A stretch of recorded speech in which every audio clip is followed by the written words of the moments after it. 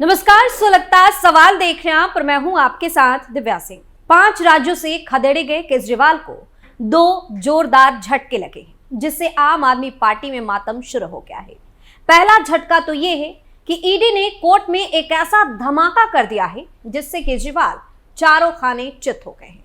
बड़े बड़े नेताओं का खेल बिगड़ गया है। एक खुफिया शख्स ने आम आदमी पार्टी में तबाही मचा दी है। शराब घोटाले में खुफिया गवाह ने ऐसा खुलासा कर दिया है कि केजरीवाल भी फूट फूट कर रो रहे हैं। वहीं संजय सिंह की अगली साजिश का भी पर्दाफाश हो गया है। खुलासा ये हुआ है कि संजय सिंह को अगर जमानत मिल जाती है तो वो विदेश भाग जाएंगे। ईडी ने बकायदा इस बात के सबूत कोर्ट में पेश भी कर दिए, जिन्हें देखकर संजय सिंह की हालत भी खराब हो गई। कोर्ट में हुए धमाकेदार खुलासे से जज साहब भी हैरान हैं। उन्होंने खुलासा होते हुए ही संजय सिंह को तगड़ा झटका दे दिया। केजरीवाल की गैंग की बिगड़ी हालत पर तमाम तरह के सवाल सुलग रहे हैं। क्या विदेश भागने की फिराक में है संजय सिंह? कैसे कोर्ट में पकड़ी गई आप नेता की साजिश? शराब घोटाले में कौन है खुफिया गवाह?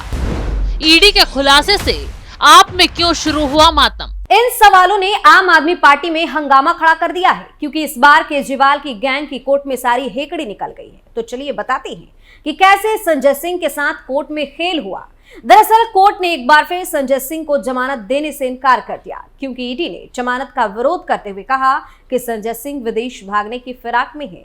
गवाहों को प्रभावित करने की कोशिश हो रही है, लेकिन एक खुफिया गवाह मिल गया है। खुफिया गवाह ने संजय सिंह की काली करतूत का खुलासा कर दिया। अभी गवाह के नाम नहीं बताए जा सकते, क्योंकि नाम का खुलासा हुआ तो आम आदमी पार्टी उसके पीछे ही पड़ जाएगी। यह खुलासा होते ही संजय सिंह कोर्ट में जोर जोर से रोने लग गए और रोते हुए दावा किया कि उनके देश छोड़कर भागने की कोई आशंका नहीं है, उन्हें जमानत दे दी जाए। ऐसे में संजय के वकील ने गवाह के नाम का खुलासा करने के लिए तमाशा कर दिया, ताकि नाम पता चले और ये लोग साजिश रच सके। ऐसे में केजरीवाल अलग टेंशन में आ गए कि आखिर ये खुफिया गवाह कौन है जो उनका खेल बिगाड़ रहा है। कहीं कोई अंदर का आदमी उनको बेनकाब तो नहीं कर रहा।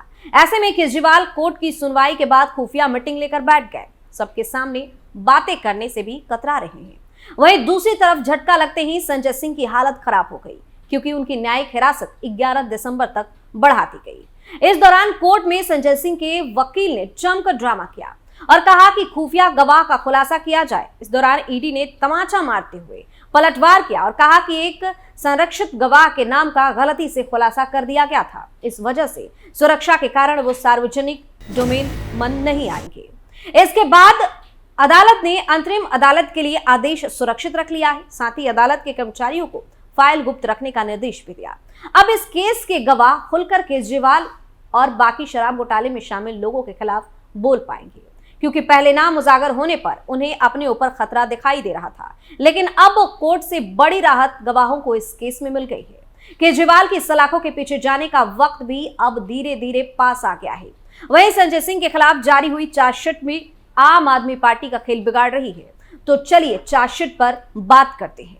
ईडी ने आप सांसद के खिलाफ अदालत में 60 पन्नों की चार्जशीट दाखिल की और संजय सिंह को आरोपी बनाया है। चार्जशीट में कई गंभीर खुलासे हुए। ईडी का आरोप है कि दिल्ली शराब नीति घोटाला मामले में आरोपी बिजनेसमैन दिनेश अरोड़ा ने संजय सिंह के आवास पर 2 किस्तों में 2 करोड़ रुपए पहुंचाए थे।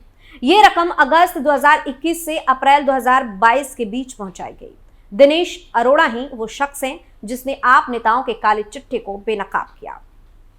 सबसे बड़ी बात तो यह है कि दिनेश अरोड़ा संजय सिंह, केजरीवाल और सिसोदिया का बेहद खास आदमी था, लेकिन जब वो शराब घोटाले में पकड़ा गया और उस पर शिकंजा कसा तो उसने सरकारी गवाह बनकर सिसोदिया, संजय सिंह और केजरीवाल के खिलाफ मुंह खोल दिया और सबको जेल भिजवा दिया।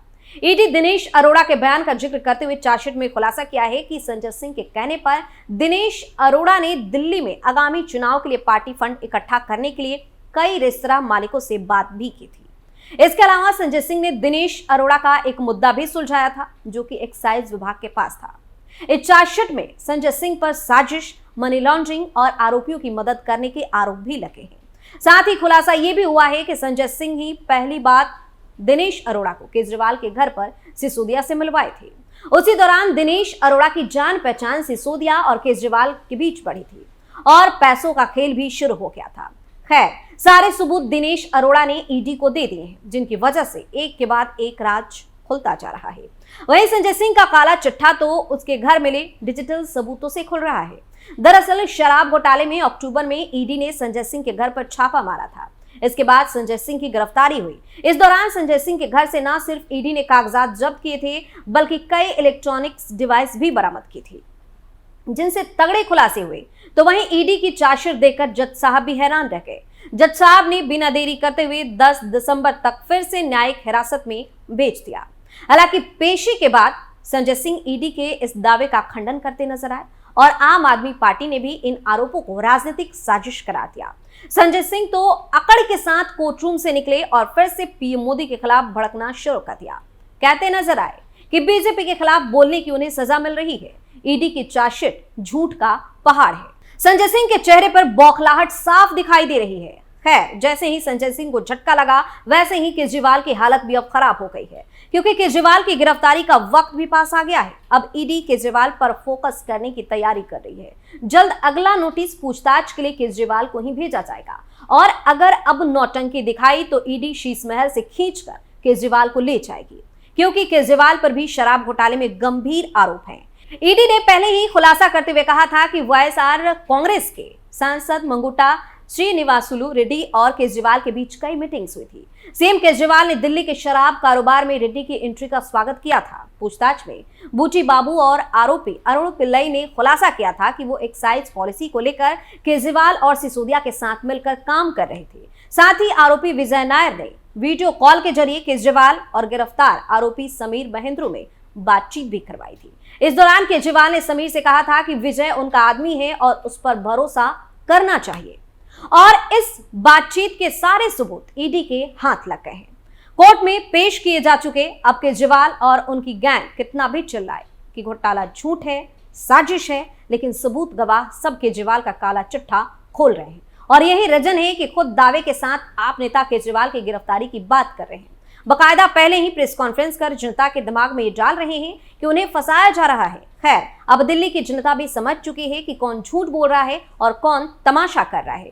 यही रीजन है कि कोर्ट से भी इन लोगों को जमानत नहीं मिल पा रही। जज साहब भी आप नेताओं की काली करतूत देखकर हैरान हो गए हैं। तो अब घोटालेबाज पार्टी का खात्मा लगभग तय है।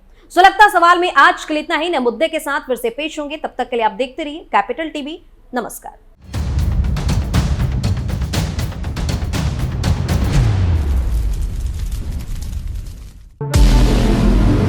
हमारे व्रत, हमारी परीक्षा, लक्ष्य तक पहुंचने की हमारी संयमित प्रतीक्षा।